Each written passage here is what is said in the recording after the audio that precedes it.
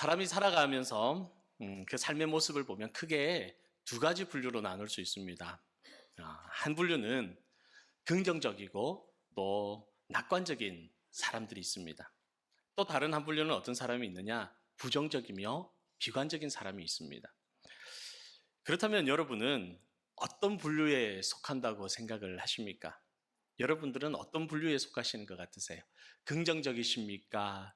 부정적이십니까? 하루하루를 지나면서 마무리하시고 돌아보면서 만나는 일들, 있었던 일들, 나를 향하여 또는 주변 사람들을 향하여 투덜거리고 남 탓하고 불평하고 불만하고 그런 타입이신가요? 아니면 감사하고 괜찮아, 좋아질 거야, 잘 될 거야, 그런 말을 많이 하는 타입이신가요? 어느 쪽이십니까? 부정적이고 비관적인 사람들을 보면 잘 되는 것 속에서도 안 되는 것을 찾습니다. 그리고 또 오늘보다 어제가 더 낫다, 이전이 더 낫다, 그렇게 얘기합니다. 또 선한 것에서도 악한 것을 찾아내고 새로운 것에서 희망을 찾기보다는 새로운 일에 불편함을 찾아냅니다. 또 긍정적인 사람은, 그리고 낙관적인 사람은 악한 것에서 선한 것을 찾습니다. 실패 속에서도 희망을 바라보고 또 그렇기 때문에 그 인생의 모습을 보면 창조적이고 도전적이고 또 생산적인 삶을 살아갑니다. 그래서 이런 사람들은 어떤 상황에서든지 무엇이든 세워냅니다. 만들어냅니다. 그래서 새로운 것에 감사와 행복을 찾고 새로운 일에서 성취감을 느낍니다. 지나온 우리의 모든 일생을 돌아보면 우리는 행복하고 기쁘고 즐거운 일들도 많이 있었지만 그것만 있었는 게 아니라 때로는 힘들었던 일들, 고난 가운데 있었던 일들, 나를 무너뜨릴 것만큼 어려웠던 순간들도 많았음을 돌아보게 됩니다. 어쩌면 지금 이 순간 고난의 터널을 지나가고 있는 분이 있을지도 모르겠습니다. 그렇게 우리는 좋았을 때만이 아니라 힘들고 어려울 때, 고난 속에 있을 때 나의 모습이 어떠해야 하는지, 하나님의 사람이 어떻게 해야 하는지 배우고 알아야 합니다. 오늘 본문의 말씀을 보면 바울과 실라는 고난과 역경을 만났을 때 성도의 모습이 어떠해야 하는지를 우리에게 잘 보여주고 있습니다. 바울이 환상 중에 마게도냐 사람이 나타나서 말하기를 마게도냐로 와서 우리를 도우라, 이렇게 얘기를 해요. 바울이 환상 중에 그 음성을 듣고 생각하기를 하나님의 뜻이구나, 하나님이 나를 그리로 가기를 원하시는구나 생각을 하고 마게도냐로 향하게 됩니다. 그리고 거기서 있어서 루디아와 같은 좋은 사람을 만나서 전도도 하고 또 복음을 전하고 병자를 고치고 귀신을 내어줬습니다. 모든 것이 순조롭고 모든 것이 은혜로웠어요. 그런데 갑자기 생각지도 못한 일이 생깁니다. 점치는 여인에게서 귀신을 쫓아냈는데 귀신이 떠나가니 이 여인이 점을 못 치는 거예요. 점을 못 치니 모든 수입이 다 끊어졌어요. 점을 쳐서 이 여인이 엄청난 돈을 벌었을 거예요.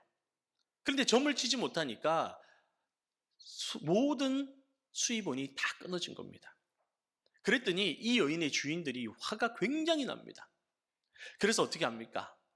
바울을 잡아다가 송사하고 재판도 없이 옷을 벗기고 매로 쳤는데 얼마나 많은 매를 쳤는지 모릅니다.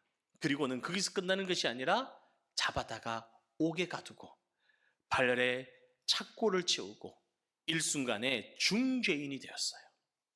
깊은 감옥에 갇히게 됩니다. 여러분 이런 상황 속에서 바울과 실라가 이런 상황에서 나올 수 있는 말이 무엇이 있을까요? 어떤 말이 나올 수 있을까요? 만약 여러분이 이 자리에 있었다면 어떤 말부터 했을 것 같으십니까? 한번 생각해 보시기 바랍니다. 여러분이 주의 일을 열심히 하고자 교회에서 애쓰고 봉사하고 헌신하고 수고합니다. 그런데 칭찬은커녕 오히려 핀잔을 듣고 책망을 듣고 원망을 듣고 불평을 듣고 마음의 상처를 받는 경험이 있었다면 그때 나는 어떤 말을 하고 어떤 행동을 했는지 한번 생각해 보시길 바랍니다. 어떤 사람은 억울함을 참지 못해서 주변 사람들에게 하소연을 하며 상처 준 그 사람을 비난하고 헐뜯고 또 원망했을 수도 있습니다. 또 어떤 사람은 그 사람을 찾아가 이대로 나는 못 있는다. 그리고는 따지고 싸우고 그랬을 수도 있습니다. 또 어떤 사람은 그 사람이 아예 보기가 싫어서 교회를 떠나거나 심지어 상처를 받았다고 영원히 하나님 앞에 나오지 않는 그런 사람도 있을 수 있습니다. 이 모든 일들이 어쩌면 당연한 모습처럼 생각됩니다. 내가 너무나 힘드니까, 내가 상처받았으니까 당연한 모습일 수 있어요. 세상적인 눈으로, 세상적인 모습으로는 그럴 수 있습니다. 그렇다면 세상적인 모습, 일반적인 모습이 아니라 하나님의 사람은 어떤 모습이어야 하는 거예요? 하나님의 사람은 어떤 모습으로 나아가야 하느냐? 우리는 이것을 바라봐야 됩니다. 여러분, 우리는 하나님의 사람이잖아요. 그렇기 때문에 우리는 하나님의 사람으로서 어떻게 해야 되냐는 거예요. 오늘 본문 25절 말씀을 보면 한밤중에 바울과 실라가 기도하고 하나님을 찬송하며 제수들이 듣더라 말씀하고 있습니다. 여러분, 바울과 실라는 죽을 만큼 매를 맞았어요. 그리고 감옥에 또 갇혔습니다. 얼마나 아프고 고통스러웠고 얼마나 그 마음이 억울했겠습니까?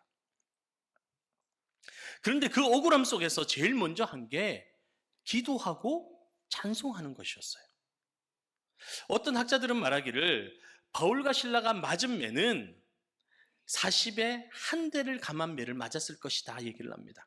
여러분, 40에 한 대를 감한 매가 어떤 매입니까? 40대를 맞으면 사람이 죽습니다. 그래서 죽지 않게 하기 위해서 한 대를 뺀 거예요. 다르게 말하면 죽지 않을 만큼 맞았고 또 다르게 말하면 죽을 만큼 맞은 거예요. 여러분, 얼마나 힘들었겠습니까? 얼마나 고통스러웠겠습니까? 그 마음은 얼마나 더 크게 무너졌겠습니까? 그런데 이런 상황에서 기도와 찬송이 나왔다라는 거예요. 여러분, 누군가로부터 마음이 상하고 상처를 받았을 때 여러분 아무 일 없이 기도가 되던가요? 기도하는 중에도 왠지 억울하고 분해서 계속해서 그게 마음에 떠오르지 않던가요? 그러다가 하나님 앞에 한탄의 기도하지 않습니까? 그 집구석을, 그 사람을, 그러면서 분노의 기도가 나오지는 않으십니까? 찬송이 되던가요? 교회에서 봉사하다가 마음이 상할 때, 상처 입었을 때 여러분은 어떻게 되시던가요? 우리는 바울과 실라를 통해서 이 모습을 배워야 됩니다. 하나님께서 원하시는 모습이 이런 모습이기 때문입니다. 여러분, 바울과 실라가 이렇게 할 수 있었던 것은 기도와 찬송이 그들 삶의 일상이었기 때문에 가능한 겁니다. 우리가 아침에 어떤 곡을 듣고 하루를 시작하느냐에 따라서 입안에서 나도 모르게 맴드는 노래가 다릅니다. 마찬가지로 바울과 실라가 고통 속에서도 제일 먼저 하나님께 기도하고 찬송할 수 있었던 것은 기도와 찬송이 그들의 매일의 삶의 일상이었고 하나님과의 깊은 관계로 자리 잡고 있었기 때문에 가능한 거예요. 그렇기 때문에 고통 속에서도 눈물 속에서도 억울함 속에서도 입에 자동적으로 나온 게 기도와 찬송인 것입니다.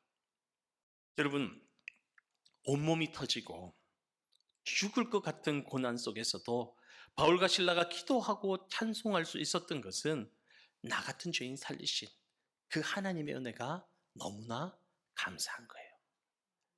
그리고 벌레 같은 나를 택하셔서 부르시고 하나님의 그 거룩한 일, 하나님의 일을 할 수 있는 그 사역의 자리를 세워주신 게 얼마나 감사했는지 모릅니다. 그러니 그의 삶의 모든 자리에는 기도였고 감사였고 찬송이었던 것입니다. 여러분, 하나님이 우리를 부르셔서 찬양대의 자리에 앉혀주셨어요. 기도의 자리에 앉혀주셨어요. 예배의 자리에 앉혀주셨어요. 주의 일을 감당할 수 있는 직분을 주셨어요. 여러분, 얼마나 감사합니까? 우리가 하나님의 일을 한다니까요. 그러니 그 입에서 맨날 찬송과 감사가 어떻게 끊어질 수가 있겠냐라는 거예요. 여러분, 그냥 어느 한순간에 되어진 것이 아니라 하나님의 크신 은혜로 무장된 신앙의 강건함이 일상 속에 갖춰져 있었기 때문에 날마다 그 입술이 찬송이고 기도일 수 있는 것입니다. 사랑하는 성도 여러분, 기도와 찬송이 여러분의 습관이 되시기를 소망합니다. 그리고 주님의 은혜와 감사가 여러분의 일상이 되시기를 축복합니다. 평소 내 삶에 신앙의 강건함이 갖추어져 있을 때에, 그렇게 될 때에 생각지도 못한 고난을 만나고 어려움을 당할지라도 그 속에서 내가 변함없이 기도하고 찬송할 수 있는 것입니다. 그렇게 되는 저와 여러분 되기를 축복합니다. 두 번째, 바울과 실라가 고난 속에서도 기도하고 찬송할 수 있었던 것은 하나님을 향한 강력한 믿음이 있었기 때문에 그렇습니다. 여러분, 나의 기도가 응답을 받고 하나님이 역사하시면 우리의 기도가 하나님의 뜻과 맞았다라는 거예요. 그런데 반대로 내가 기도했는데 응답이 없다, 하나님이 역사하지 않는 것 같다, 이것은 기도에 대한 하나님의 거절이 아니라 우리를 다른 길로 인도하신다는 신호인 것입니다. 다시 말하면 나의 일상이 내 기도대로 내 뜻대로 이루어지지 않는다고 해서 하나님께서 나를 버리신 것이 아니라, 나의 기도를 듣지 않는 것이 아니라 하나님께서 나를 다른 길로 인도하신다는 신호라는 거예요. 여러분, 나의 계획과 뜻대로 일이 되지 않아 속상하지만 지나고 보면 그것이 더 큰 하나님의 은혜로 이어지기도 하는 것을 우리는 많이 체험했습니다. 그리고 오늘 본문도 우리에게 그것을 보여주고 있습니다. 여러분, 바울과 실라가 매를 맞고 중죄인이 되어 감옥에 수감되는 것은 이들의 계획과 일정에 전혀 없던 일이었어요. 그럼에도 바울과 실라는 그 속에서 기도하고 찬송하며 하나님의 일하심을 묵묵히 다루고 있어요. 내 생각과 내 계획에 항변하지 않고 하나님이 어떻게 일하시는지 그 속에서 묵묵히 따라가고 있다는 거예요. 26절 이후의 말씀을 보면 바울과 실라가 기도하고 찬송할 때 갑자기 큰 지진이 일어납니다. 그리고 모든 사람의 메인 것이 다 풀어집니다. 잠을 자다가 깨어난 간수가 옥문이 열려 있는 것을 보고는 깜짝 놀랍니다. 큰일 났습니다. 죄수들이 다 도망갔을 거라고 생각을 하는 거예요.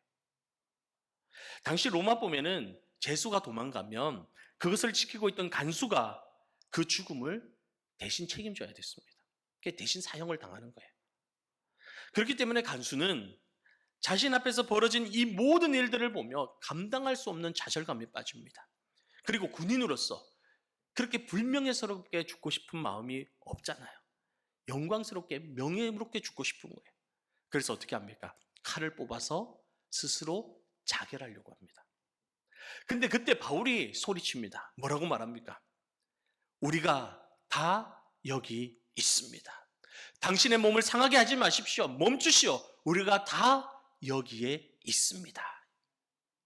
여러분, 우리가 다 여기에 있다라는 이 바울의 말을 듣고 간수는 죽음에서 살아난 기분이에요. 스스로 죽으려고 했을 만큼 절망적인 순간에 이 바울의 음성은 생명의 은인과도 같은 구원의 말씀인 겁니다. 이후에 이 간수는 어떻게 합니까? 바울과 실라를 데려다가 씻기고 그에게서 복음을 듣고 세례를 받고 구원을 얻습니다. 그런데 이 간수만 그렇게 한 것이 아니라 자기의 온 가족이 다 함께 복음을 듣고 세례를 받고 이 가족 전체가 구원을 얻는 기쁨을 얻게 되는 것입니다.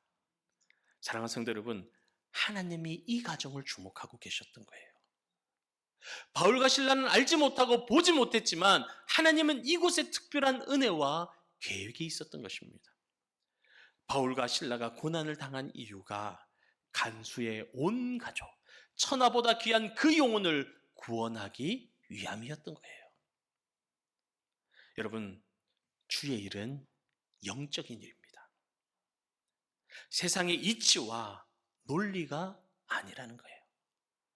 나의 생각과 나의 상식이 아니에요. 우리의 생각과 상식을 넘어서 그 속에 일하시는 하나님을 볼 수 있어야 됩니다. 그리고 그것을 볼 수 있는 유일한 방법은 어떤 상황에서도 주님을 신뢰하는 강력한 믿음이라는 거예요. 여러분, 아람 왕이 엘리사를 잡기 위해 도단성을 포위합니다. 군사를 이끌고 가서 그 성을 완전히 포위합니다.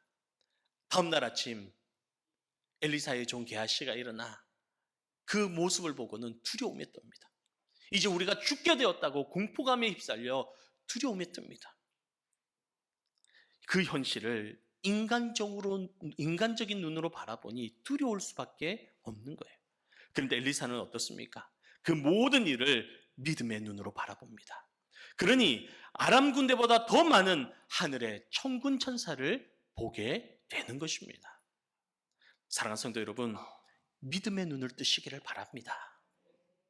어떤 상황 속에서도 언제나 나와 함께 하시는 하나님을 믿음의 눈으로 바라보시기를 바랍니다. 힘들고 어려워도 그 현실 속에 역사하는 하나님을 보시기를 바랍니다.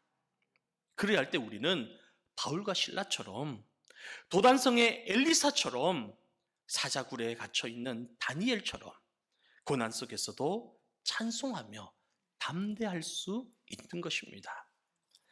끝으로 바울과 실라가 고난 속에서도 기도하고 찬송할 수 있었던 것은 기도와 찬송에 능력이 있다는 것을 알았기 때문에 그래요.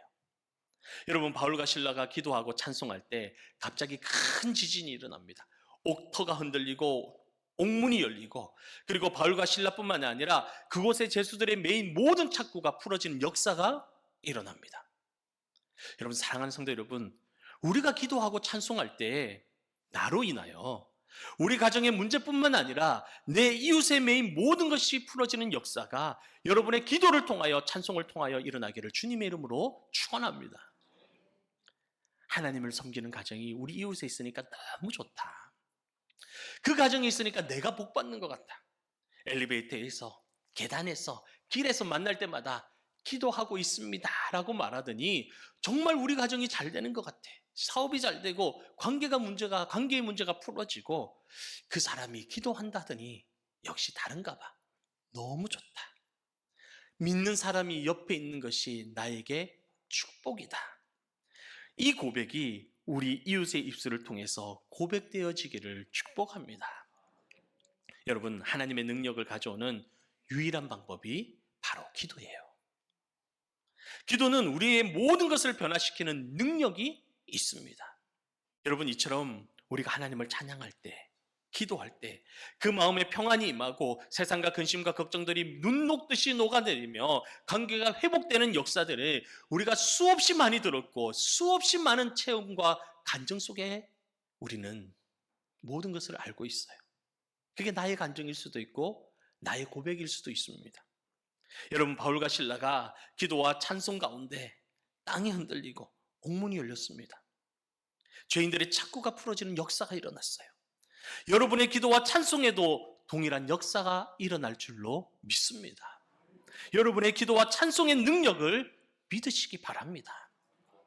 사랑하는 성도 여러분, 우리는 억울한 일을 당하면 마치 큰일이 나는 것처럼 하나님께 항변합니다. 하나님께서 살아계시는데 어떻게 나에게 이런 일이 일어날 수 있는지 하나님께 따지듯이 나아갑니다. 그 속에 흘러가는 하나님의 역사를 볼 생각을 하지 않아요. 일어난 일만 바라보려고 합니다. 그러나 예수님은 우리에게 말씀하십니다. 한 알의 밀이 땅에 떨어져 죽지 아니하면 한 알 그대로 있고 죽으면 많은 열매를 맺느니라. 역사적으로 순교의 자리에는 큰 부흥의 역사가 일어났습니다. 희생과 섬김의 자리에는 많은 열매가 맺혔습니다. 이제 우리가 교회를 위하여 또 이웃을 위하여 나의 가정을 위하여 헌신하고 섬기고 희생하면 그곳에 하나님께서 채우시는 크고 많은 역사들이 일어날 줄로 믿습니다. 영적인 열매가 가득하게 될 줄로 믿습니다. 이 모든 일들을 바울과 실라처럼 언제나 기도와 찬송으로 승리하는 영일만의 모든 성도 되시기를 주님의 이름으로 축원합니다.